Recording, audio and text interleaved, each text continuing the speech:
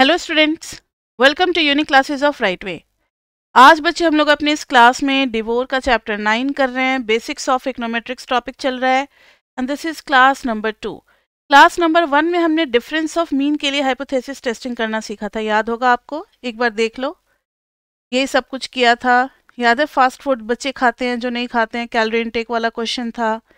ये फॉर्मूला आपको ध्यान में है, इसी फॉर्मूले की जरूरत पड़ेगी आज कॉन्फिडेंस इंटरवल में भी। तो यही सब कुछ था हमारा डिफरेंस ऑफ मीन के लिए, याद आ गया। अब चलो, एक क्वेश्चन था कॉन्फिडेंस इंटरवल, उस पे क्लास को रोक देना पड़ा था क्योंकि बहुत लंबी क्लास हो गई थी। आज बच्चे हम लोग करेंगे कॉन्फिडेंस इंटरवल फॉर μ1 माइनस μ2। अब आप जरा पिछले सेमेस्टर से याद करो चैप्टर 7 में जो हमने कॉन्फिडेंस इंटरवल निकालना सीखा था, तो कैसे सीखा था। वहां पर था z is equal to mean minus mu upon जो भी था स्टैंडर्ड डिवीजन बाय √n। तो एक बार ये दोनों चीजें आपस में मल्टीप्लाई हो करके मीन में से सब्ट्रैक्ट होता था और मीन में ही ऐड होता था, याद है ना। यानी कुछ ऐसा होता था कि मीन है, इसी में हम लोग ऐड करते थे mean plus z into sigma by √n। मतलब जो भी चीज़ डिनोमिनेटर में होती थी z के, वही चीज़ z के साथ मल्टीप्लाई होकर के मीन के साथ ऐड हो जाती थी, और वही चीज़ एक बार माइनस भी कर देते थे हम लोग, याद है या नहीं। तो बिल्कुल उसी तरीके से यहाँ भी आप फॉर्मूला डिज़ाइन कर सकते हो अपना कॉन्फिडेंस इंटरवल का, और उसी तरीके से आप फॉर्मूला डेराइव भी कर सकते हो कॉन्फिडेंस इंटरवल का। तो यहाँ देखो, यहाँ पर z का फॉर्मूला क्या हो जाता है, x bar minus y bar minus μ1 minus μ2 upon में √under s1 square by m plus s2 square by n। अब देखो, एक बार डिनोमिनेटर को z के साथ मल्टीप्लाई करना है, और इस चीज में एक बार प्लस और एक बार माइनस करना है। क्लियर। तो लिखे फॉर्मूला, ध्यान से देखो, μ1 माइनस μ2 लाइंग ओपन इंटरवल होता है, confidence interval is always an open interval. तो mean sample plus z into √root under s1 square by m plus s2 square by n, और इधर आ जाएगा मीन का difference minus z into √root under s1 square by m plus s2 square by n। ये confidence interval का formula हम कब कब अप्लाई करेंगे, if population is normal. Populations कर दो क्योंकि दोनों का अलग अलग पॉपुलेशन होगा, population 1 and population 2। If populations are normal, या फिर m is greater than 40, n is greater than 40, याद है या नहीं, बाय रूल ऑफ थंब, तब हम z यूज करेंगे। अदरवाइज अगर साइज छोटा हो गया, सैंपल साइज अगर लेस देन 40 हो गया, तो फिर z की जगह क्या आ जाएगा, t आ जाएगा। इसी फॉर्मूला को एक बार और कॉपी कर लो तो याद हो जाएगा ना। μ1 माइनस μ2, हम लोग भी बच्चे लीनियर रिग्रेशन पे चलेंगे, बस 1 से 2 क्लास और लगेगा, ज़्यादा नहीं। आज के क्लास के बाद हो सकता है 1 क्लास और ही लगे, फिर हमारा टॉपिक बेसिक्स वाला कंप्लीट। हाँ हाँ, वो भी करेंगे, पीपी और असाइनमेंट, ठीक है।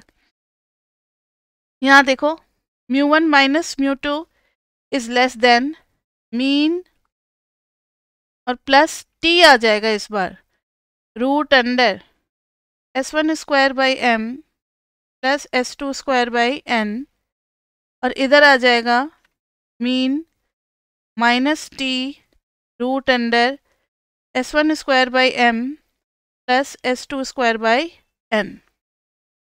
समझ में आ गया t कब यूज करना है, if m is less than 40 and n is also less than 40। जब दोनों 40 से ऊपर हो तभी z यूज करना है। मान लो कोई एक 40 से कम है और दूसरा 40 से ज़्यादा है, तो बाय रूल ऑफ थंब कहता है both must be greater than 40, then only we can use Z distribution. तो अगर बोथ वाला कंडीशन नहीं सही होगा, कोई एक है, तो भी हम टी यूज कर सकते हैं, ठीक है, तो भी हम टी यूज कर सकते हैं। तो ये हो गया हमारा फॉर्मूला। अब जरा आ जाओ आप अपने क्वेश्चन पे, और एक विड्थ का भी फॉर्मूला मुझे बताना है, विड्थ का भी ध्यान से देखो। तो अब हमारे पास हेडिंग देना width of confidence interval and sample size. Sample size निकालने का क्वेश्चन किया था ना हम लोगों ने चैप्टर 7 में, एंड सैंपल साइज के बीच का रिलेशनशिप। कभी कभी विड्थ दे देते हैं ना कि विड्थ इतना ही होना चाहिए, तो सैंपल साइज कितना रखना पड़ेगा, यानी कितने आइटम का हमें सैंपल लेना पड़ेगा। ध्यान से सुनो। अब हमारे पास सिचुएशन क्या है, बीच में हो गया difference x bar minus Y bar, आगे गए x bar minus Y bar plus Z root under s1 square by m plus s2 square by n। और ये s1 s2 रिप्लेस हो सकते हैं सिग्मा 1 और सिग्मा 2 से, अगर पॉपुलेशन का स्टैंडर्ड डिवीजन हमें पता होगा तो। उतना ही आप पीछे आ रहे हो, average minus Z root under s1 square by m plus s2 square by n, यानी ये गैप और ये गैप। इस गैप में क्या है, जेड रूट अंडर, अब इतना तो बच्चे लिखना ही पड़ेगा। इक्वाट्रिक्स में ना लिखना काफ़ी ज़्यादा पड़ता है, इसलिए आपको इरिटेट नहीं होना है, हैव पेशेंस, आराम से पढ़ो। अगर अभी आप किसी और चीज़ में ज़्यादा फोकस हो तो फिर इक्वाट्रिक्स की क्लास मत लो, आप ऑनलाइन मतलब बाद में रिकॉर्डेड से पढ़ लेना, क्योंकि फिर आपका टाइम ही बेकार होगा। ध्यान कहीं और है, दोस्तों से बात कर रहे हो, चैट कर रहे हो, और फिर बैठे हुए हो, अब अचानक से हाँ अब मैम क्या बोल रही हैं सुन लें, तो ऐसे काम नहीं चलेगा। मेरे क्लास में आपको नो चैटिंग, कोई कॉल, कोई मैसेज, किसी से कोई बात नहीं करनी है, पूरा कंसंट्रेशन लगाओगे तभी समझ में आएगा। नहीं तो फिर आप अपने टाइम के अकॉर्डिंग जब आपको अच्छा लगता है पूरे कंसंट्रेशन के साथ वीडियो भी पढ़ सकते हो। ऐसा ना हो कि 1-1.5 घंटा आप मेरे साथ भी वेस्ट कर रहे हो, फिर 1-1.5 घंटा वीडियो में भी आप वेस्ट कर रहे हो। टाइम मैनेजमेंट बहुत ज़रूरी है। नाउ सी, इधर आ गया, इधर भी है बच्चे Z root under s1 square by m plus s2 square by n। तो पूरी विड्थ कितनी हो गई, पूरी विड्थ हो गई 2 into Z root under s1 square by m plus s2 square by n। ये हो गई पूरी विड्थ, ठीक है। अब ध्यान से सुनना, अगर सैंपल साइज दोनों का सेम रख दिया हमने, let m is equal to n, तभी निकाल पाएंगे। दो अलग अलग सैंपल साइज हमारे लिए सॉल्व करना पॉसिबल नहीं है। तो जब आप m is equal to n कर दोगे, मतलब इधर अगर 50 लोगों का डेटा इकट्ठा किया तो दूसरे पॉपुलेशन से भी 50 पीपल का ही डेटा ला रहे हैं, तो we are discussing about that case कि दोनों का सैंपल साइज कितना होना चाहिए।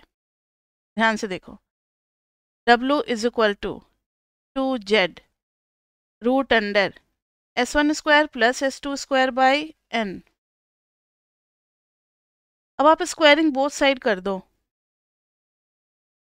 Squaring both. अब आगे तो आप समझ ही चुके हो, बस सिंप्लीफिकेशन कर रहे हैं, आपको इकोनोमेट्रिक्स नहीं चल रहा, बहुत इजी हो गया। विड्थ स्क्वायर 4z स्क्वायर, इधर से खत्म हो गया अंडर रूट, कौन में n ऊपर चला जाएगा 4z स्क्वायर। एक मिनट, क्योंकि अगर नहीं आएगा ना डिफरेंट सैंपल साइज का, क्योंकि दो अननोन के लिए तो फिर दो हिंट होने चाहिए, दो साइमल्टेनियस इक्वेशन होंगे तभी तो हम उसको सॉल्व कर पाएंगे। m और n अगर अलग अलग सैंपल साइज है तो उसको हम फिर सॉल्व नहीं कर पाएंगे, यानी एक ही सैंपल साइज होगा दोनों का, वैसे ही क्वेश्चन में विड्थ से रिलेटेड आएगा। समझ में आ गई बात? तो ये हो गया हमारा विड्थ का, विड्थ के अकॉर्डिंग सैंपल साइज कितना होना चाहिए उसका फॉर्मूला हो गया। तो फॉर्मूला रटने की ज़रूरत है क्या? मुझे नहीं लगता इतना बड़ा फॉर्मूला रटने की ज़रूरत है, ये तो आप फटाफट 1 मिनट के अंदर में निकाल लोगे, इतना आपको थोड़ी डेकोरेट करके लिखना होगा, सीधा 2 इंटू जेड यहाँ से स्टार्ट करोगे, स्क्वायर करके फटाफट सॉल्व करके तीसरे स्टेप में ये आ जाएगा। ये फॉर्मूला सबको याद कर लेना है। और इसमें एक नोट लिख लो आप, नोट कि n को n is rounded to nearest, rounded up to, up करते हैं, राउंडेड डाउन नहीं, राउंडेड अप टू। इसका बड़ा चक्कर है चैप्टर 9 में, कहीं पे राउंड अप करना पड़ता है, कहीं राउंड डाउन करना पड़ता है। जब हम टी डिस्ट्रीब्यूशन पढ़ेंगे ना, उसमें डिग्रीज ऑफ फ्रीडम में राउंड डाउन करना पड़ेगा। अभी round up to nearest integer. वैसे ये मैंने आपको चैप्टर 7 में भी बताया था, तो दिक्कत नहीं होगी। मान लो फॉर एग्जाम्पल अगर n आ जाता है 9.12 तो 9, देखो अप क्यों होगा वो तो हम बता देते हैं, डाउन वाला जब आएगा तब, उसके लिए कोई रीज़न नहीं है डाउन क्यों लेते हैं, वो एक कन्वेंशन है कि सबको यही फॉलो करना है तो वही करते हैं। अभी अप का हम बता रहे हैं, एन जो है वो होना चाहिए 9.12, लेकिन सैम्पल साइज है, काउंटिंग नंबर है। अब 9.1 आइटम कहाँ से लाएंगे, या तो 9 एलिमेंट होंगे या 10 एलिमेंट्स होंगे। 9 ही लेंगे नहीं क्योंकि 9 से थोड़ा सा ऊपर जा चुका है, तो फिर थोड़ा ज़्यादा हम सैम्पल साइज रख सकते हैं। 9 आइटम के साथ अगर आप सर्वे करोगे तो हो सकता है आपका विड्थ जो है वो कुछ ऑल्टर हो जाए। 9 से ज़्यादा करोगे तो विड्थ से कम भी हो सकता है, तो चलेगा। इसलिए विड्थ के साथ एटलीस्ट या एटमोस्ट का क्वेश्चन कुछ इस तरीके से आता है। तो n हम इससे बड़ा ले सकते हैं, तो n is approximately equal to कितना ले लेते हैं हम लोग, 10। n को हमेशा हमें राउंड अप करना है जब भी कोई नेचुरल नंबर होगा। सिर्फ यही नहीं, किसी भी चीज़ में, माइक्रो मैक्रो मैथ्स, कहीं भी नंबर ऑफ ईयर्स पूछे, नंबर ऑफ स्टूडेंट्स पूछे, नंबर ऑफ शूज़ पूछे, नंबर ऑफ कुछ भी इस तरीके से जो सिर्फ काउंटिंग नंबर होगा, फ्रैक्शन में नहीं, तो वहाँ आप उसको राउंड अप करके ही आंसर फाइनल लिखना। क्लियर बच्चे? हाँ हाँ, विड्थ जब दिया रहेगा, विड्थ का कोई लॉजिक, और उससे हमें सैम्पल साइज निकालना होगा उसके लिए।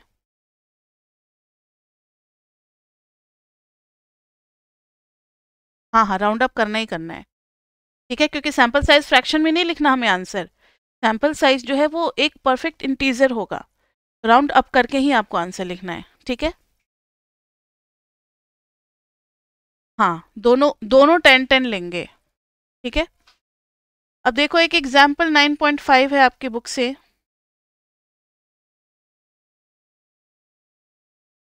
9.5 में दे रखा है, एन एक्सपेरिमेंट निकाल लिया सबने। An experiment carried out to study various characteristics of anchor bolts resulted in 78 observations on shear strength।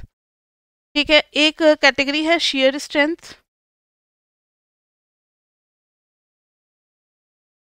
shear strength कर रहे हैं, और डायमीटर है, डायमीटर कितना है, 3/8 इंच डायमीटर है।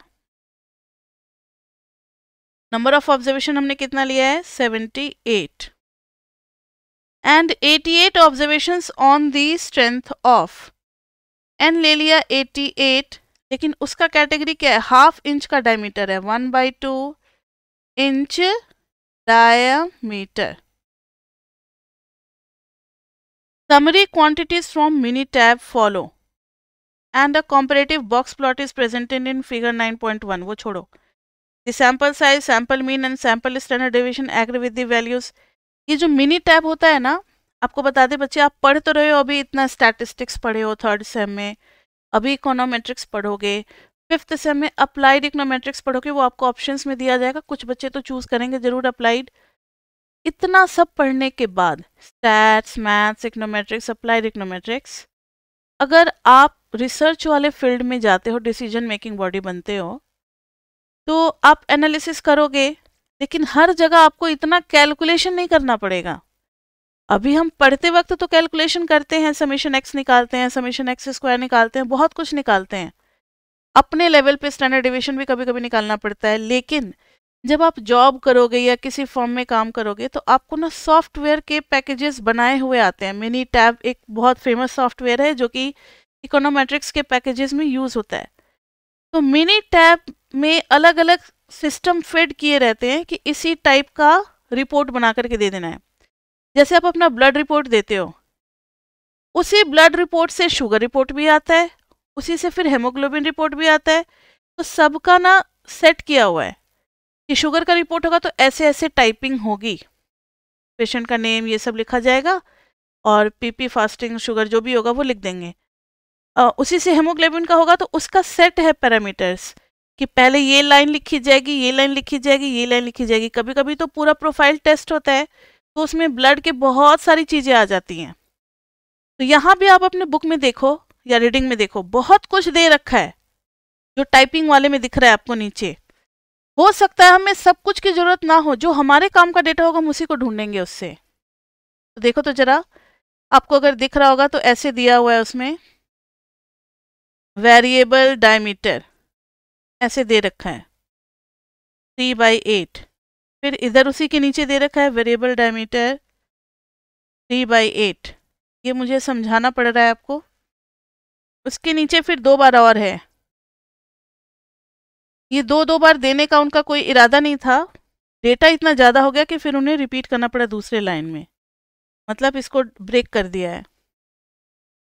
एक में नहीं आ पाया ना सारा वैल्यूज़, तो फिर नीचे वाले लाइन को दोबारा यूज़ कर लिया है।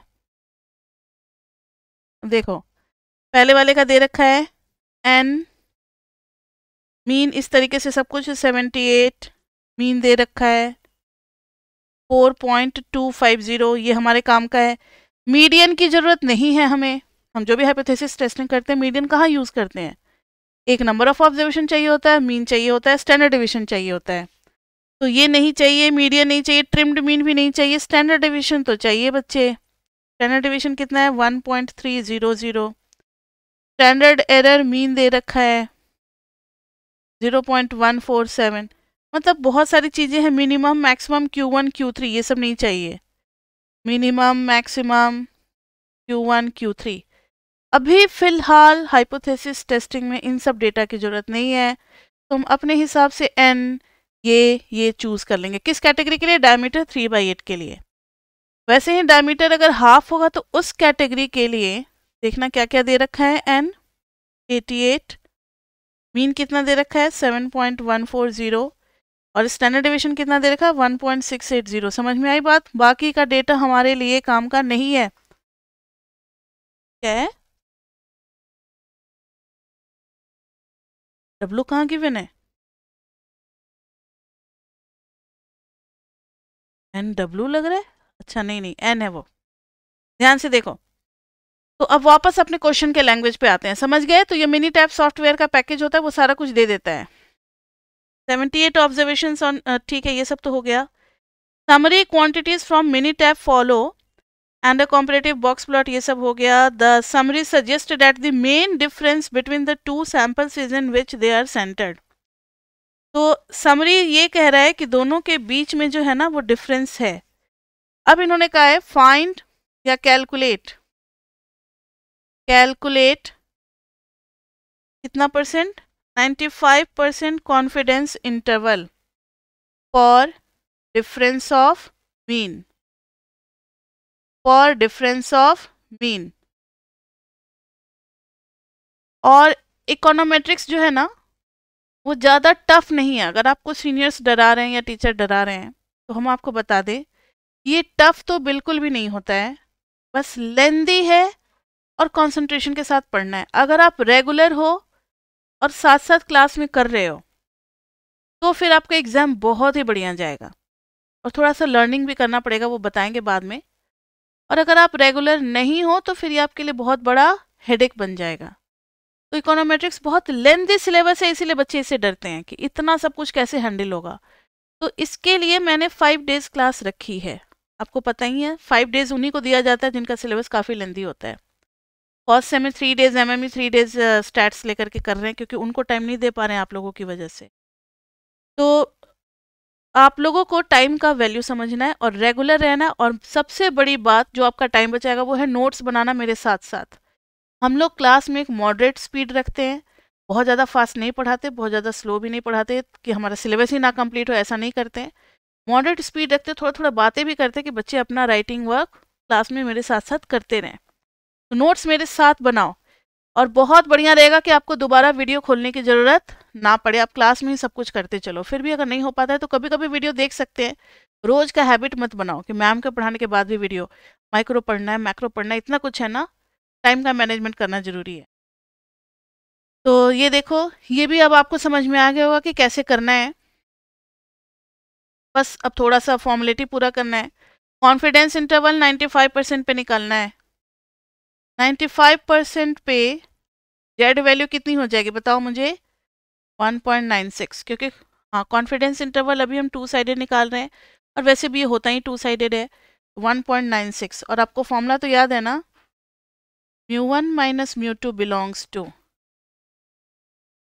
ओपन इंटरवल है, पहले मैंने ब्रैकेट बना दिया था जो क्लोज हो जाता, x bar minus Y bar plus minus Z root under s1 square by m plus s2 square by n।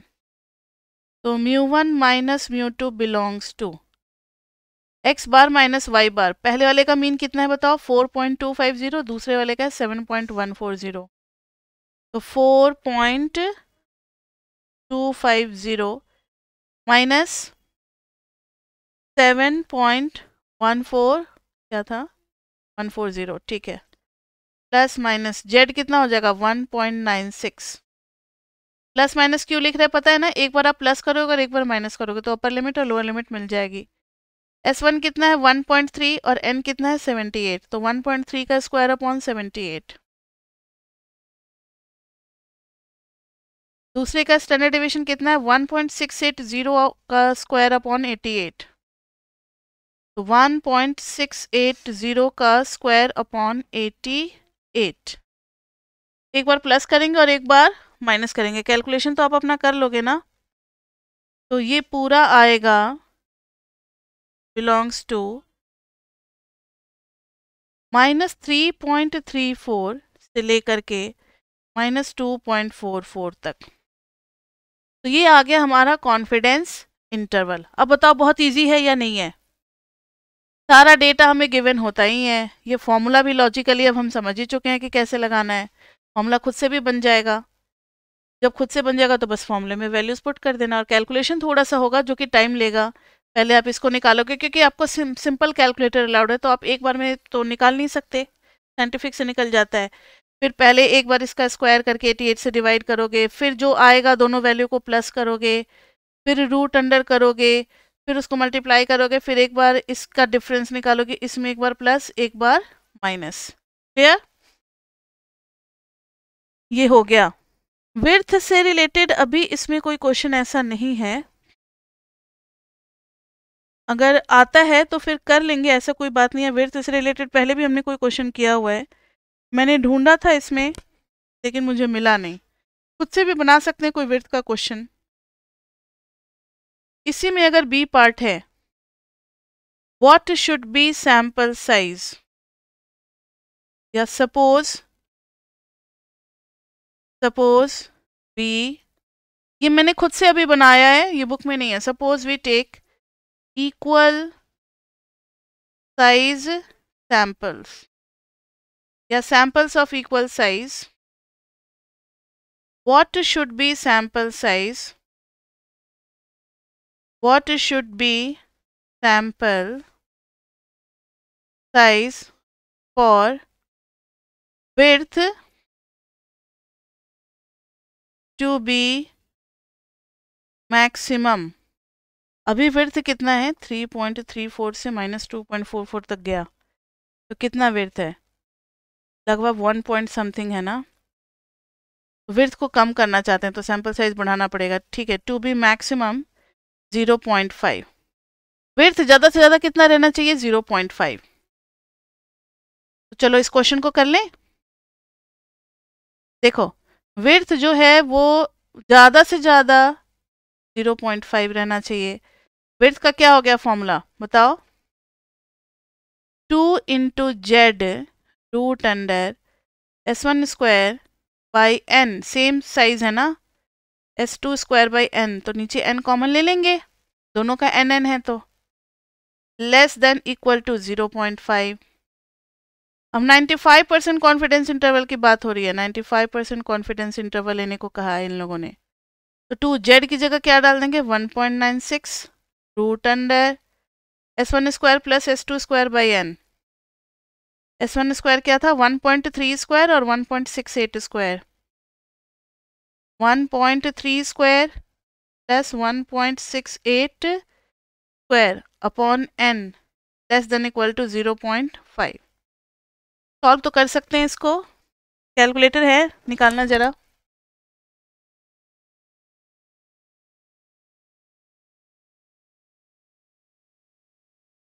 One point three का स्क्वायर 1.3 का स्क्वायर इज 1.69 प्लस 1.68 का स्क्वायर 68 का स्क्वायर इज 4.51।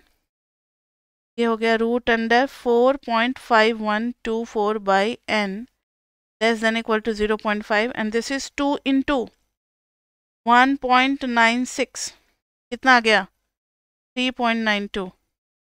स्क्वायर कर दो दोनों side तो ये आ जाएगा 3.92 का स्क्वायर इंटू 4.5124 और नीचे आ जाएगा 0.5 n उधर चला जाएगा। n और 0.5 को एक्सचेंज कर सकते हैं बिकॉज बोथ आर पॉजिटिव और इनइक्वालिटी का साइन चेंज नहीं होगा। अच्छा स्क्वायर हाँ एक मिनट उसका भी स्क्वायर होगा, ठीक है। अब इसको तो हम लोग एक ही झटके में कैलकुलेट कर लेंगे। 3.92 का स्क्वायर इज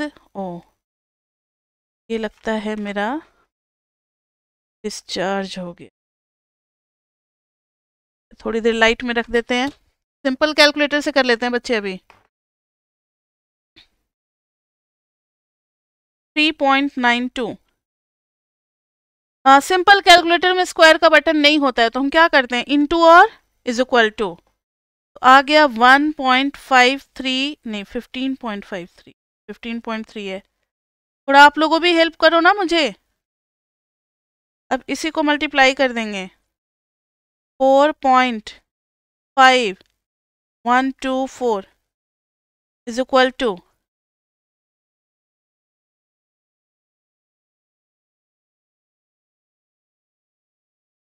ऊपर में आ गया 69.3393 अपॉन 0.5 का स्क्वायर कितना आ गया 0.25।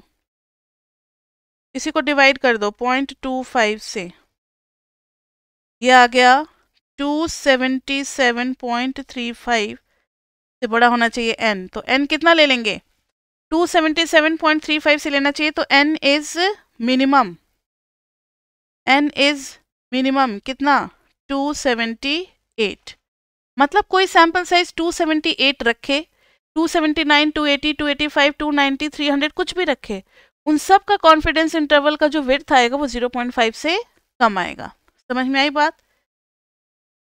तो करना क्या होता है कि जब हम सर्वे कर रहे होते हैं तो हमारा टारगेट होता है कि 0.5 से ज़्यादा कॉन्फिडेंस इंटरवल का विड्थ नहीं आना चाहिए। तो कोई ज़्यादा सैंपल क्यों इकट्ठा करेगा, सैंपल यूनिट्स। जब 278 के साथ हम वो काम कर सकते हैं तो 290 कोई क्यों लेगा, 300 क्यों लेगा। भाई टाइम फालतू का है क्या जो इतना हम लगाते रहेंगे डेटा इकट्ठा करने में। समझ में आ रही बात। इसलिए आंसर में हम मिनिमम वैल्यू ऑफ n लिखते हैं। क्लियर। तो अब ये कंप्लीट हुआ। अब है 2 सैंपल टी टेस्ट। जितना सब कुछ अभी हमने किया है वो सारा कुछ टी के थ्रू करेंगे। तो 9.2 हमारा स्टार्ट होने जा रहा है। सेक्शन 9.2 9.3 नहीं करना है और 9.4 बस करना है। तो मुझे लगता है एक क्लास और लगेगी, उसके बाद से हमारा बेसिक्स खत्म हो जाएगा। तो ध्यान से देखो सेक्शन 9.2 9.2 कब लगाएंगे T test when both m and n are not greater than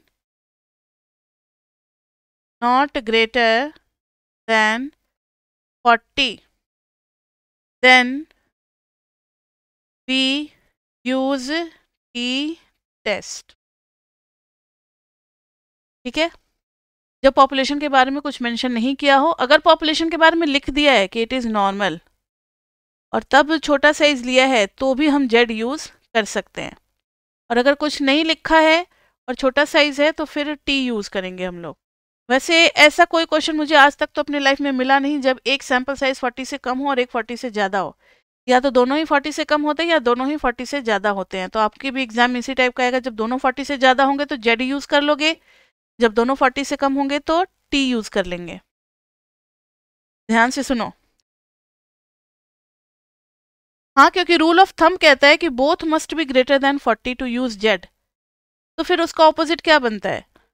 अगर दोनों 40 से ऊपर नहीं है तो फिर जेड नहीं यूज करके हम टी यूज करेंगे, इसलिए मैंने ये स्टेटमेंट लिख दिया है।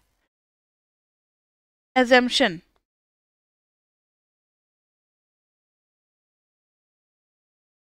एजम्पशन है एजम्पशन वही है, both population distributions are normal. Assumption ले लेते हैं कि both population distributions are normal so that एक सैंपल ले लिया है x1 x2 xm is a random sample from a normal distribution। फिर एक दूसरा सैंपल ले लिया y1 y2 dot dot dot dot dot yn is a random sample from another normal distribution। दोनों इंडिपेंडेंट है। let xi and yi be independent of each other।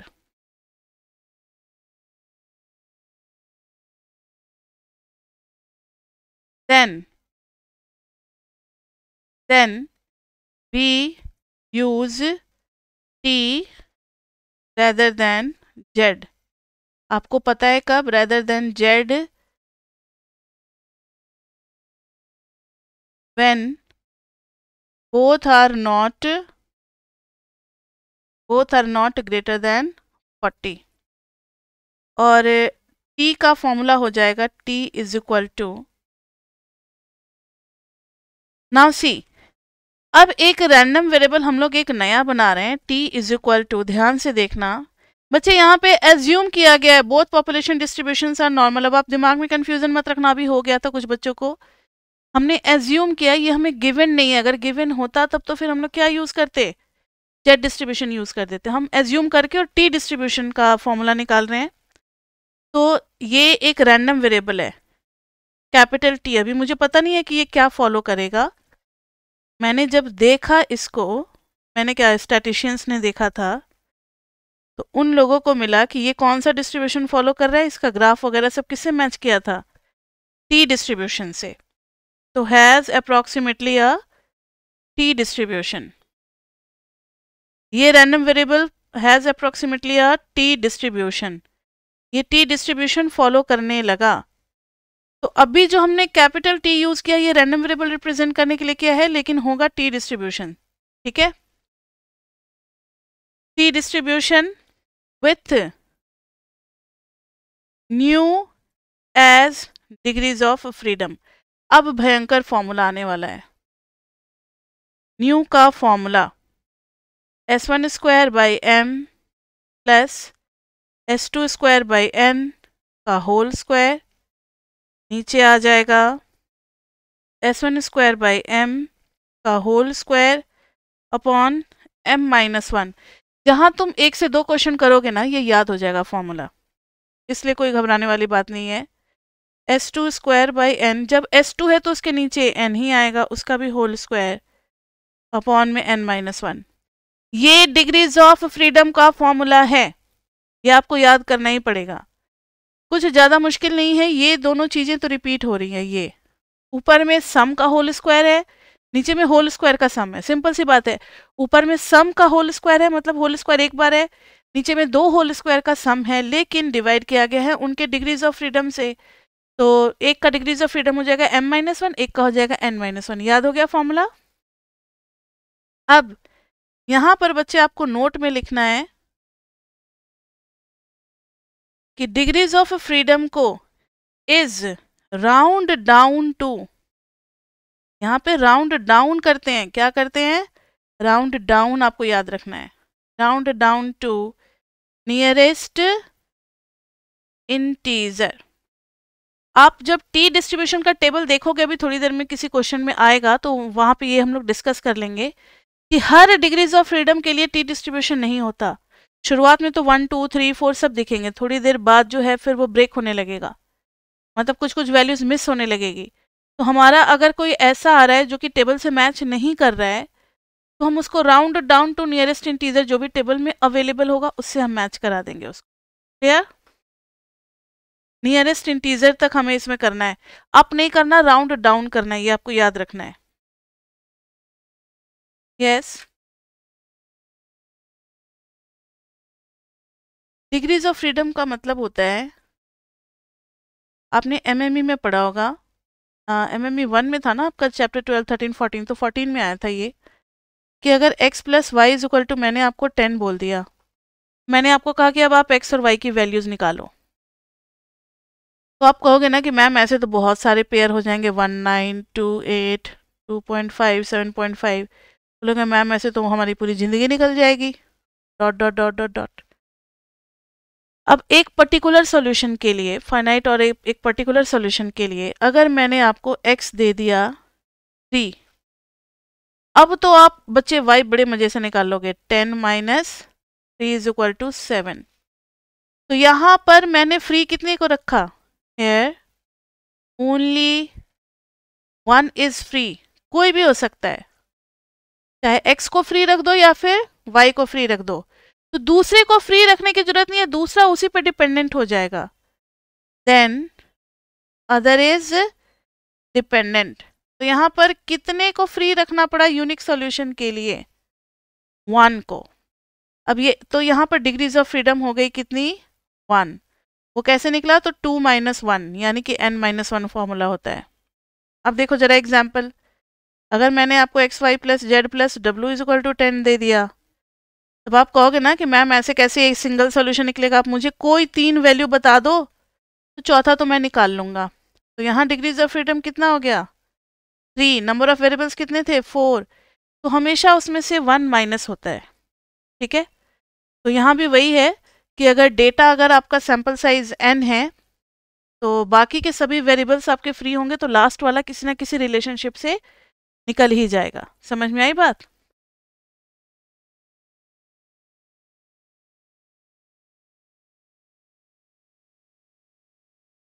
नहीं नहीं, वो पूल्ड वाले में होता है, पूल्ड टी स्ट्रक्चर में होता है, इसमें नहीं, दोनों अभी अलग अलग है, वो पूल्ड टी में आएंगे तब करेंगे डिग्रीज ऑफ फ्रीडम। ठीक है, कंबाइंड जब करेंगे ना तब, अभी नहीं, अभी दोनों अलग अलग सैंपल हैं। तो अब बच्चे कॉन्फिडेंस इंटरवल कब आएंगे, थोड़ी देर में हम लोग उस पर। कॉन्फिडेंस इंटरवल का फॉर्मूला बता सकते हो टी का यूज करके, अभी मैंने थोड़ी देर पहले लिखा था, आपको याद ही होगा, μ1 माइनस μ2 इज लेस देन, क्या लिखते थे, x bar minus Y bar plus T root under s1 square by m plus s2 square by n। ये t ही निकालना आपके लिए बहुत मुश्किल होगा, क्योंकि t के लिए आपको डिग्रीज ऑफ फ्रीडम चाहिए होगा, और डिग्रीज ऑफ फ्रीडम के लिए इतना इतना भारी भरकम फॉर्मूला है, दिस फॉर्मूला। तो t देखने के लिए इस तरीके से न्यू कैलकुलेट करना पड़ेगा, और फिर हमें टेबल से देखना पड़ेगा, अभी करेंगे क्वेश्चन इसके ऊपर। तो t निकालना इतना ईजी नहीं होगा, x bar minus Y, Z तो हमें लर्न होता है, लेकिन t के लिए पूरा न्यू कैलकुलेशन करनी पड़ेगी, न्यू के लिए root under s1 square by m plus s2 square by n, और हाइपोथेसिस टेस्टिंग तो आपको पता ही है, t को निकाल करके कंपेयर करेंगे। तो अब कुछ एग्जाम्पल करते हैं इसके ऊपर, रेडी हैं, करें एग्जाम्पल। एग्जाम्पल 9.6 निकाल लो सभी कोई, 9.6 एग्जाम्पल निकाल लिया सबने, मेरे सामने भी है, चलो रीड करते हैं। The void volume within a textile fabric, void क्या होता है, जो होल होते हैं, किसी भी फैब्रिक को जब आप मैग्नीफाइंग ग्लास से देखोगे तो उसमें ऐसे होल्स दिखेंगे आपको, कॉटन में ज़्यादा दिखता है तभी तो वो कूलिंग करता है ना, इवेपोरेशन, ये सब पढ़े होगे बचपन में। The void volume within a textile fabric affects comfort, flammability and insulation properties. ठीक है, ज़्यादा डिटेल में नहीं जाते हैं, कुछ प्रॉपर्टीज डिस्कस कर रहे हैं और हम लोग वॉइड मेजर कर रहे हैं किस फैब्रिक में ज़्यादा बड़ा वॉइड है, किस में कम वॉइड है। Permeability of a fabric refers to accessibility of word space to the flow of a gas or liquid। अच्छा, वाटरप्रूफ बैग, वाटरप्रूफ जैकेट आजकल तो आप पहन रहे होंगे, उस पे अगर वाटरप्रूफ जैकेट पे अगर पानी ओस की बूंदें गिरती भी हैं, कोहरे का अगर पानी आता भी है, फिसल करके गिर जाता है। वाटरप्रूफ में क्या हो गया, वर्ड इतने छोटे होंगे कि वो अलाउ नहीं कर रहे हैं लिक्विड को अपने अंदर क्रॉस करने के लिए, तो वही परमिएबिलिटी लिखा है। तो परमिएबिलिटी का मतलब है कि कोई गैस भी नहीं आ पाएगा जैकेट में, तभी तो पहनते हैं ना बाइक वाइक चलाने वाले लोग सब, विंड चीटर पहनते हैं, पतला सा जैकेट पहनते हैं, उसमें बस वो वाटरप्रूफ होता है, उसमें हवा नहीं जा पाती। तो वही है, गैस और लिक्विड का परमिएबिलिटी के बारे में बात कर रही हैं लोग। The article the relationship between porosity and air permeability of woven textile fabrics, ये सब अपना सोर्स ऑफ डेटा है। gave summary information on air permeability for a number of different fabric types. Consider the following data on 2 different types of plain weave fabric। देखो इसमें fabric type दिया हुआ है, जब ऐसे डेटा दिया होता है ना तो बड़ा सुकून मिलता है। कॉटन, टेरी एसीटेट, मेरे ख्याल से इसको टेरी कॉटन कुछ कहा जाता है, जो कॉटन में कुछ मिक्स नहीं करते। कॉटन थोड़ा ये होता है, ज़्यादा ड्यूरेबल नहीं होता, ज़्यादा लंबा नहीं चलता, तो उसको ड्यूरेबल बनाने के लिए मिक्स किया जाता है। दोनों का सैंपल साइज सेम है, 10-10। सैंपल मीन कितना है, 51.71, 136.14। सैंपल स्टैंडर्ड डेविएशन कितना है, 0.79 है, 3.59 है। ठीक गया। Assuming that the porosity distribution for both types of fabric are normal, let's calculate a, इन्होंने assume किया है, given नहीं लिखा है, assume करने को कहा है। Let's calculate a confidence interval for the difference between true average porosity for the cotton fabric and that for acetate fabric। Difference किसके किसके बीच में बोला है, पहले वर्ड आया है कॉटन, फिर आया है टेरी एसीटेट, यानी बिल्कुल सही है। हम लोग पहले वाले को x ले लेंगे और दूसरे वाले को क्या ले लेंगे, y। क्लियर बच्चे। अगर लिखा रहता difference between terry acetate and cotton, तो टेरी एसीटेट को x ले लेते, कॉटन को y ले लेते, लैंग्वेज के अकॉर्डिंग। अब देखो इन्होंने कहा 95% कॉन्फिडेंस इंटरवल निकालना है, कोई बहुत बड़ी बात नहीं है, बहुत आसान है, निकाल लेते हैं, चलो फटाफट। 95% कॉन्फिडेंस इंटरवल निकालना है, तो अल्फा तो पता लग गया, अल्फा कितना है 0.05, उसका भी हाफ कर देंगे अल्फा बाई 2 ना, क्योंकि कॉन्फिडेंस इंटरवल निकाल रहे हैं, तो 0.025 हो जाएगा। लेकिन टी जब भी हम देखते हैं तो अल्फा और न्यू चाहिए होता है, अल्फा बाई 2 कॉन्फिडेंस इंटरवल के लिए। न्यू तो है नहीं हमारे पास, न्यू का फॉर्मूला क्या है, न्यू का फॉर्मूला है, अभी तो बताया था कि पहले वाले का square upon m plus s2, ऊपर में था सम का होल स्क्वायर, याद रख लो, नीचे में उसी क्वांटिटी का स्क्वायर का सम करेंगे, यानी s1 स्क्वायर बाई m का होल स्क्वायर, लेकिन डिवाइड कर देंगे डिग्रीज ऑफ फ्रीडम से, याद हो गया। फिर s2 का स्क्वायर बाई n का होल स्क्वायर कर देंगे और उसको डिवाइड कर देंगे उसके डिग्रीज ऑफ फ्रीडम से। अब बस आपको वैल्यूज पुट करनी है। s1 स्क्वायर कितना है, थोड़ा सा स्क्रीन को छोटा करना पड़ेगा, s1 स्क्वायर इज अरे यार 1 मिनट, 0.79 का स्क्वायर बाई m तो दोनों का 10 है, प्लस s2 स्क्वायर 3.59 का स्क्वायर बाई 10, बस अब इतना ही चाहिए था हमें।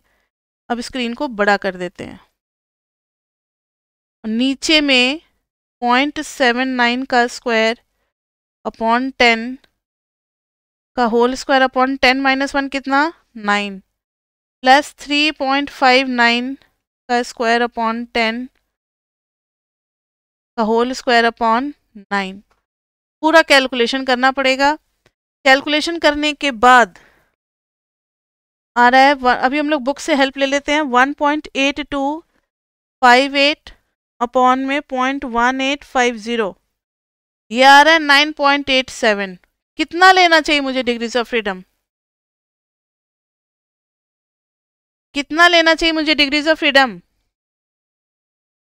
यस 9, बगल में लिख दोगे राउंड डाउन टू 9। अब जरा आप लोग अपना टी टेबल निकाल लें। टेबल तो सभी के पास है, वही लास्ट सेमेस्टर वाली ही सारी टेबल यूज होंगी इस बार भी। टी टेबल बाइनोमियल के बाद पॉइसन, स्टैंडर्ड नॉर्मल के बाद टी आ गया।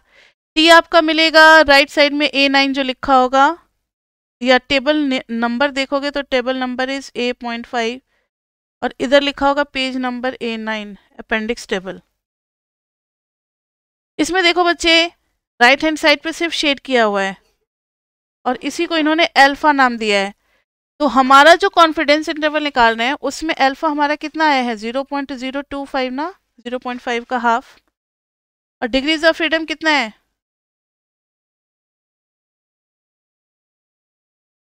डिग्रीज ऑफ फ्रीडम कितना है? 9 है। 9 के सामने हमें देखना है, तो 9 के सामने देखना 0.025, 0.025 में 9 के सामने, इसके सामने चलना है और 9 के सामने, 9 के सामने जाएंगे। मिला आपको वैल्यू?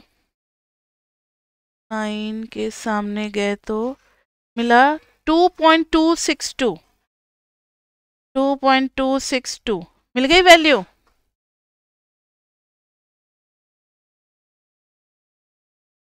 इसको हम लोग यूज कर देंगे।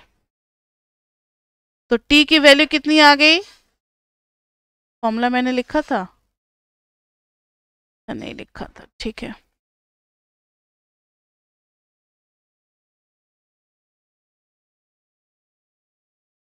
हाँ नॉर्मली है तो उतना उतना चलता है, थोड़ा बहुत तो उसमें होता है, थोड़ा वो इतना 100% सिमेट्रिकल नहीं होता, लेकिन क्वेश्चन करते वक्त सिमेट्रिकल एज्यूम कर लेते हैं हम लोग कॉन्फिडेंस इंटरवल के वक्त, ठीक है। तो ये हो गया t की वैल्यू है 2.262।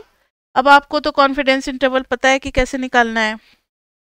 μ1 माइनस μ2 इज लेस देन, यही चीज बार बार लिखो, t root under s1 square by m plus s2 square by n, और फिर इधर है x bar minus y bar minus t root under s1 square by m plus s2 square by n।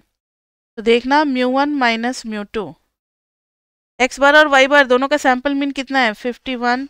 एक ही साथ लिख देते हैं, मुझे दो बार नहीं लिखना पड़ेगा ना, ये वाला अच्छा वाला है ये। μ1 माइनस μ2, तो μ1 is 51.71 minus 136.14 plus minus t की वैल्यू कितनी आ गई 2.262, फिर रूट अंडर s1 स्क्वायर 0.79 का स्क्वायर अपॉन m में 10 प्लस 3.59 का स्क्वायर अपॉन में 10, ठीक है। इसको पूरे को सॉल्व करेंगे तो μ1 माइनस μ2 बिलोंग्स टू, कहाँ से कहाँ आ गया -87.06 से लेकर के -81.80 तक। क्लियर बच्चे? तो इस तरीके से हमें टी डिस्ट्रीब्यूशन यूज करना आ गया, कॉन्फिडेंस इंटरवल निकालना आ गया। अब एक क्वेश्चन करेंगे हम लोग हाइपोथेसिस टेस्टिंग के ऊपर।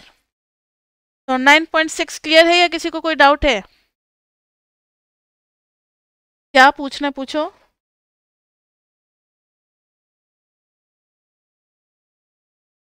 गिवन होगा तो लैंग्वेज लिखा होगा कि these samples are derived from a normal population. 9.1 में देखो ऐसे क्वेश्चंस दिए हुए हैं। 9.1 में जरा देखना, पहला वाला जो एग्जांपल है 9.1 निकालो सभी कोई। 9.1 निकाल लिया? इसमें पढ़ो, analysis of a random sample consisting of m is equal to 20 specimens of cold rolled steel. It's on page number 348 to determine yield strength this।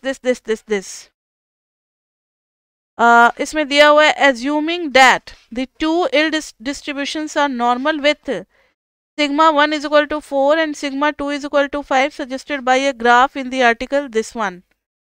Does the data indicate that the corresponding true average yield strength are different? Let's carry this one. तो इसमें बच्चे दिया हुआ है, इन्होंने data से support करके बताया है कि ये क्या है, नॉर्मल है, और डेटा भी हमें गिवन है सिग्मा 1 और सिग्मा 2। ये जो सिग्मा 1 और सिग्मा 2 गिवन है, ये इस बात की गारंटी है कि हमें इनका पॉपुलेशन नॉर्मल है, ये पक्की बात है, 100% एश्योर्ड है।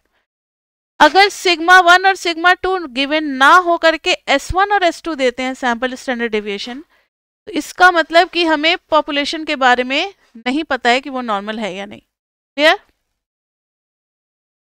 समझ में आ गई बात? तो ये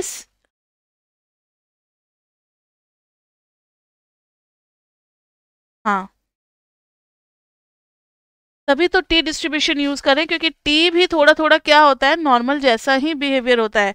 अगर वो नॉर्मल डिस्ट्रीब्यूशन नहीं फॉलो कर रहा होगा तो आगे आप पढ़ोगे काई स्क्वायर भी हो सकता है, एफ भी हो सकता है, बहुत सारे मतलब डिस्टर्ब्ड ग्राफ सब होते हैं ना, तो फिर हम टी डिस्ट्रीब्यूशन नहीं यूज कर पाएंगे।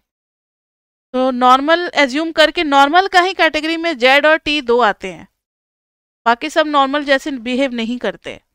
ठीक है, तो यहाँ देखो 9.6 हो गया, तो एक और कर लेते हैं हम लोग आज की क्लास में, हाइपोथेसिस टेस्टिंग हो जाएगा टी के ऊपर। फिर पूल्ड टी प्रोसीजर भी थोड़ा सा बता देंगे, शायद किसी के कॉलेज में कराया है पूल्ड टी प्रोसीजर या नहीं, मेरे ख्याल से वो तो सिलेबस से कट था, लेकिन एक बार ठीक है, तो पूल्ड टी प्रोसीजर भी करा देंगे, लेकिन टाइप 2 एरर तो नहीं करा रहे होंगे इसमें चैप्टर 9 में।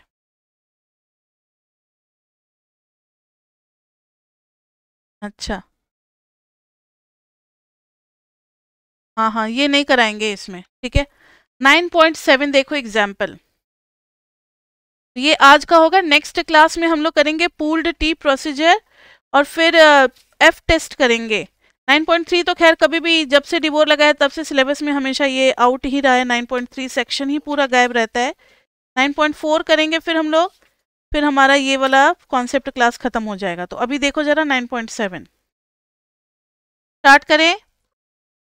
The deterioration of many municipal pipeline networks across the country is a growing concern। ठीक है, हमें इतना ज़्यादा नहीं समझना, म्यूनिसिपल पाइपलाइन नेटवर्क चलता ही रहता है। जो बच्चे दिल्ली में होंगे देखते होंगे, अभी सड़क नहीं बना रहे हैं, फिर साइड साइड में गड्ढे खोद रहे हैं, फिर पाइप लगा रहे हैं, पाइपलाइन, मतलब पाइप लगाना और सड़क बनाना यही चलता ही रहता है।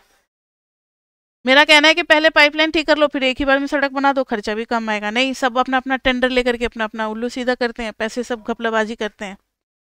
The deterioration of many municipal pipeline networks across the country is a growing concern, क्योंकि जैसे जैसे पॉपुलेशन बढ़ रही है अब पाइपलाइन मोटी मोटी करनी पड़ेगी, बड़ी बड़ी करनी पड़ेगी, अब सबकी रिक्वायरमेंट पूरी नहीं हो रही है।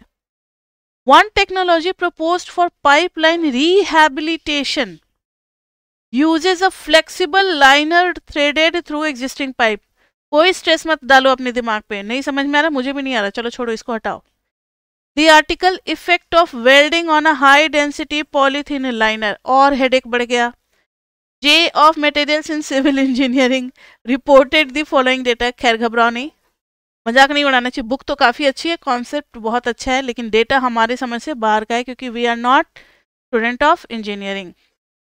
Reported the following data on tensile strength of liner specimen both when a certain fusion process was used and when this process was not used। तो बच्चे अभी हम आपको हेल्प कर देते, घबराएं नहीं, आपके एग्जाम में थोड़े से इजी लैंग्वेज आएंगे, इस टाइप का तो कभी नहीं देने वाले। तो अभी आपके इतना पूरा इतना लंबा पैराग्राफ पढ़ने के बाद सिर्फ हमारे लिए सिर्फ यही इंपॉर्टेंट है कि दो कैटेगरी के पाइपलाइन है।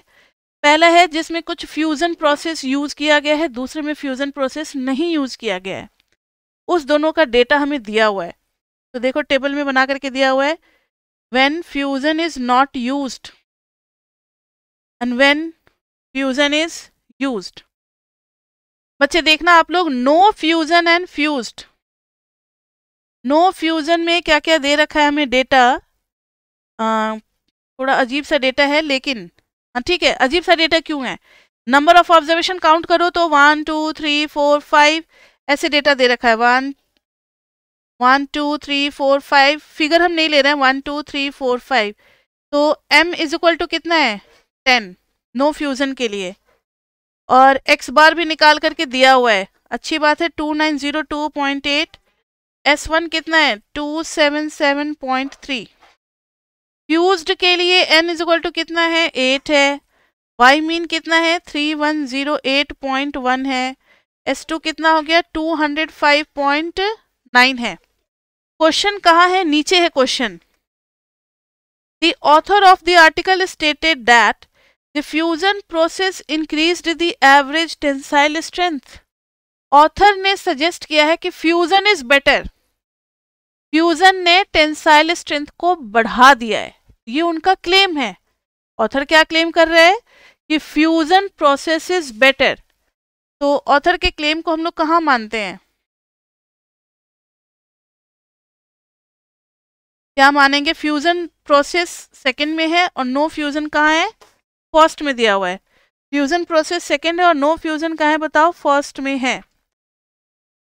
तो अगर इसको हम लोग 1 से रिप्रेजेंट कर रहे हैं,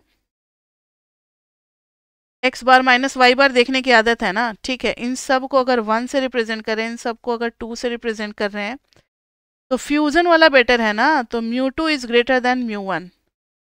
ये है HA में, HA में क्लेम है कि μ2 इज ग्रेटर देन μ1, लेकिन आदत है हमें μ1 माइनस μ2 देखने की, तो μ1 माइनस μ2 क्या हो जाएगा, लेस देन 0। समझ में आई बात, ये समझ में आया सभी को, हमने क्या किया, तो यहां पर डाल देंगे μ1 माइनस μ2 इज लेस देन 0। ये रफ वर्क था, फ्यूजन का ज्यादा है नो फ्यूजन के टेंसाइल स्ट्रेंथ से, यानी उसका एवरेज μ2 जो है वो μ1 से बड़ा होगा, ये क्लेम है ऑथर का। उसी क्लेम को चेक करने के लिए, लेकिन हमें तो आदत है μ1 माइनस μ2 के अकॉर्डिंग सारा कुछ फॉर्मूला हमने पढ़ा है ना, तो μ1 माइनस μ2 करेंगे तो वो आ जाएगा लेस देन 0। इधर तो बच्चे μ1 माइनस μ2 इज इक्वल टू 0 ही लेते हैं हमेशा, neutral statement according to Devore book, जो बुक हमें फॉलो करने के लिए कहा गया है। तो μ1 माइनस μ2 इज इक्वल टू 0 ले लिया, μ1 माइनस μ2 इज लेस देन 0। अब आप यहाँ पर क्या निकालोगे, देखना m भी 10 है और n भी 10 है, तो कौन सा हमें यूज करना चाहिए डिस्ट्रीब्यूशन, कोई जवाब नहीं, ऐसे हम क्लास लेंगे, टी डिस्ट्रीब्यूशन यूज करना चाहिए, क्योंकि ये सब नॉर्मल डिस्ट्रीब्यूशन से लिए गए हैं, ऐसा कुछ हमें कोई नहीं दिया है। कैसे पता लगता नॉर्मल डिस्ट्रीब्यूशन से, अगर वो सिग्मा 1 और सिग्मा 2 दिया होता, हमें तो सैंपल स्टैंडर्ड डेविएशन दे रखा है, ठीक है, सिग्मा नहीं दिया हुआ है, तो लिखेंगे, एक नोट लिखना पड़ेगा, since m is equal to 10 which is less than 40 and n is equal to 8 which is less than 40, so by rule of thumb जितना प्रेजेंटेशन आप अपना अच्छा बना सकते हो उतने अच्छे मार्क्स आने के चांस हो जाते हैं। तो by rule of thumb we use t distribution, तो टी का फॉर्मूला क्या हो जाता है, t calculated from sample, t calculated from sample x bar minus Y bar minus μ1 minus μ2 upon में आ जाएगा root under S1 square by m plus S2 square by n। देखना जरा x बार कितना है, कहाँ है x bar is 2902.8 and this one is 3108.1, तो 2902.8 माइनस 3108.1 माइनस μ1 माइनस μ2 की जगह पे क्या डालेंगे, नल वाली वैल्यू ही डालते हैं ना। अभी तक भी कुछ बच्चे चुप रहते हैं, अभी तक भी किसी का दिल धड़कता है पूछने पे क्वेश्चन, हाय मैम ने क्या पूछ दिया, मुझे तो आता ही नहीं है। तो इसका मतलब खतरनाक सिचुएशन, अभी भी समय है, अभी तो स्टार्ट ही हुआ है सेमेस्टर का, थोड़ा सा आप रिवीजन कर लो, किसका 7 और 8 का लास्ट सेमेस्टर से। तो S1 square by m, S1 square कितना आ गया 277.3 का स्क्वायर बाई m करेंगे 10, तो 277.3 का स्क्वायर बाई 10, दूसरा वाला कितना हो जाएगा 205.9 का स्क्वायर अपॉन 8, 205.9 का स्क्वायर अपॉन में 8। चलो ये तो अच्छी बात है कि अभी हम बुक के कैलकुलेशन को यूज़ कर ले रहे हैं। ये आ गया टी आपका -1.8। लेकिन टी में तो बच्चे कुछ लफड़ा है। एक और कैलकुलेशन फिर लेंथी वाला रहता है ना, कौन सा? Degrees of freedom. नहीं तो हम टेबल में कौन सा डिग्रीज ऑफ फ्रीडम देखेंगे? डिग्रीज ऑफ फ्रीडम का फॉर्मूला अभी आपको याद कराते हैं। न्यूमरेटर में क्या था? Square of some. तो s1 square by m plus s2 का स्क्वायर बाई m, ये सम हो गया दोनों का, उसका स्क्वायर, और नीचे में इन्हीं का स्क्वायर और फिर उसका डिग्रीज ऑफ फ्रीडम, फिर s2 का स्क्वायर बाई n, सॉरी इसने मुझे नहीं टोका, नहीं, होल स्क्वायर बाई n-1। बहुत बढ़िया। अब इसका निकाल लो आप, कितना आ रहा है? सारी वैल्यूज है ना हमारे पास, सब कुछ पुट करने के बाद आ रहा है 15.94। But nu round down to कितना ले लेंगे? 15। बगल में लिख देंगे round down to nearest integer, round down to nearest integer. अब आपको टेबल देखना है, लेकिन अल्फा हमें कुछ गिवन है क्या? 0.05 ले लो। और ये 2 टेल टेस्ट है या सिंगल टेल टेस्ट है? उसमें भी कौन सा? लेफ्ट टेल्ड है। हाँ हाँ ठीक है, लोअर टेल्ड भी होगा, लेफ्ट टेल्ड भी, दोनों सेम के लिए यूज करते हैं। लोअर टेल टेस्ट है तो सारा का सारा अल्फा किस साइड होगा? लेफ्ट साइड होगा। Alpha is equal to 0.05। तो उसके अकॉर्डिंग टी कितना आना चाहिए? T critical. टी क्रिटिकल ये तो टेबल से पता लगेगा, तो आ जाओ टी टेबल पे। हाँ तो अब अल्फा 0.05 के सामने देखेंगे। अब उसको हाफ मत कर देना, ठीक है? यही हम लोगों ने देखा था, सिंगल टेल टेस्ट में अल्फा को हाफ नहीं करते हैं। और टी टेबल में तो लेफ्ट साइड का कोई शेडिंग ही नहीं है आपके बुक में। टेबल जो है, टेबल देखोगे तो सिर्फ राइट हैंड साइड पे शेड किया हुआ है। अब क्या करें? तो हम लोग इसको मोर और लेस सिमेट्रिकल मान करके जो राइट वाले के लिए आता है वही लेफ्ट वाले के लिए ले लेंगे। इतना अलाउड होता है आपको। तो टी क्रिटिकल कितना आ जाएगा? 0.05 के सामने देखना कहीं है 0.05। हाँ है, उसमें देखना हमें, नहीं 0.05 के अगेंस्ट देख लेंगे ना। वैसे उसके अगेंस्ट भी देख सकते हैं। 1 मिनट रुक जाओ, अभी देखते हैं, अभी हम कंफर्म करके बताते हैं। 4.996 इनका क्या है? Right is appendix shows the area under 15 T curve to the. हाँ जी बच्चे देखो तो जरा, सिर्फ राइट साइड का शेडेड है, तो ये भी बात सही है कि हम 0.05 के सामने ना देख करके राइट साइड का अल्फा हम लोग पता लगाते हैं। राइट साइड का कितना है? 0.95। राइट साइड का एरिया कितना है?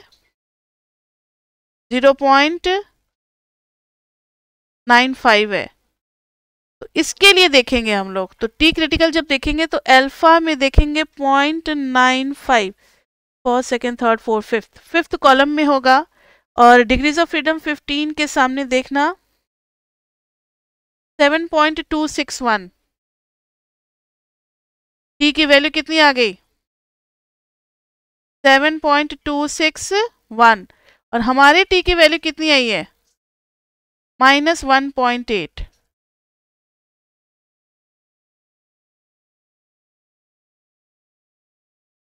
लेफ्ट टेल्ट में तब तो फिर ऐसे बच्चे, मुझे जो लग रहा है अभी ये वाला कॉन्सेप्ट रहने दो, इसको हम फिर कंफर्म होकर के बताएंगे। अभी आप इसी से करो, हम लोग सारे क्वेश्चन ऐसे ही करते चले आए ना पिछले सेमेस्टर से। तो अल्फा 0.05 के लिए ही देखेंगे, मोर और लेस सिमेट्रिकल मान करके उसी के लिए देखना है। नहीं तो ऐसे तो टी क्रिटिकल हमेशा पॉजिटिव ही आएगा, और जब हमेशा पॉजिटिव आएगा तो फिर ये सारे नेगेटिव वाले क्या होने लगेंगे? रिजेक्ट होने लगेंगे।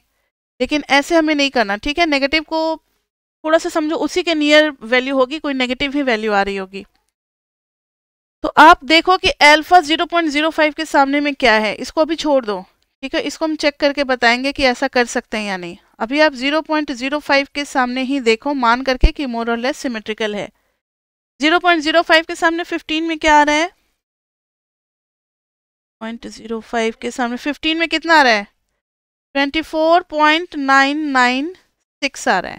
ठीक है, 0.05 में आ रहा है 24.996, तो टी क्रिटिकल हो गया -24.996।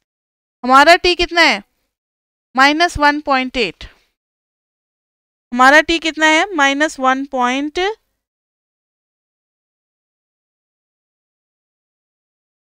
हाँ जी बच्चे देखो, जस्ट अ मिनट। तो टी क्रिटिकल अभी मैंने कंफर्म कर लिया, तो वही है 0.95 से ही करना है आपको, राइट वाला एरिया देखना है। तो सिंस इट इज 0.05, तो राइट वाला एरिया ही सिर्फ उसमें गिवन है। आप इसको कर दो 0.95, फिर यहाँ पे करेक्शन कर लो। 0.95 के सामने एरिया कितना आ रहा है बताना?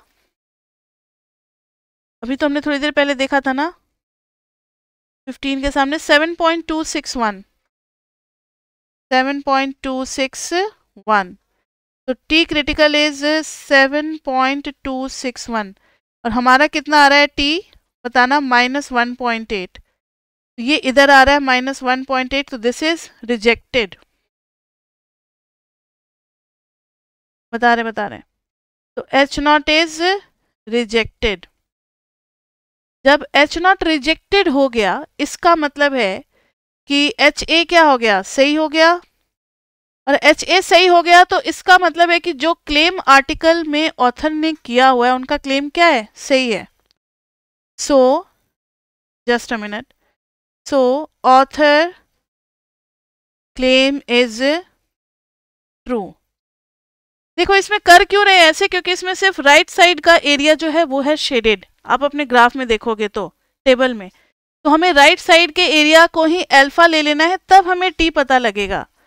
तो अगर आप इस टी के लेवल पे हो, जब लेफ्ट हैंड साइड का अल्फा जो है वो 0.05 है, तो टेबल के अकॉर्डिंग अब अल्फा हमारा टेबल के लिए हो गया ये वाला, क्योंकि टेबल कहता है कि हम इसी को अल्फा मानते हैं, इसको।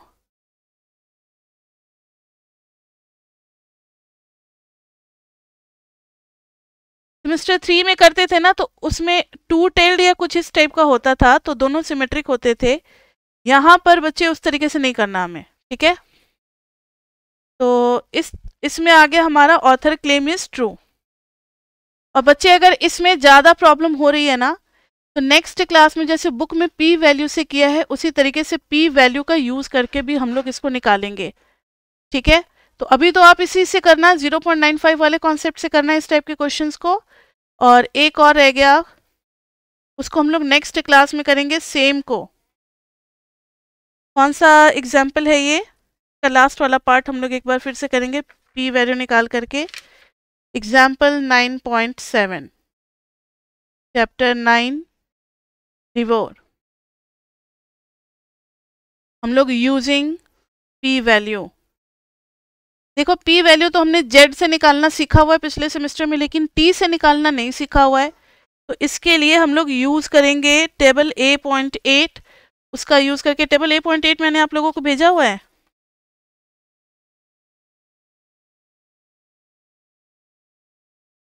टेबल A.8 नहीं होगा ना, ठीक है, टेबल A.8 मुझे भेजना पड़ेगा, ठीक है। एक बार मुझे मैसेज करवा देना, तो कल हम इसका PDF अपलोड करवा देंगे उस पर, ठीक है। तो यूजिंग पी वैल्यू और टेबल होना चाहिए A.8। जिनके पास बुक है या टेबल है वो कहीं से अरेंज कर ले, नहीं तो हम तो अपलोड करवा ही देंगे ड्राइव पे। तो इसका यूज़ करके इसी क्वेश्चन को करेंगे।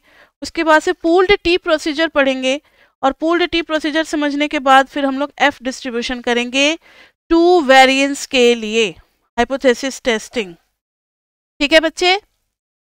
तो अभी के लिए इतना ही, फिर मिलते हैं हम लोग नेक्स्ट क्लास में। तब तक के लिए bye bye, bye bye, bye bye.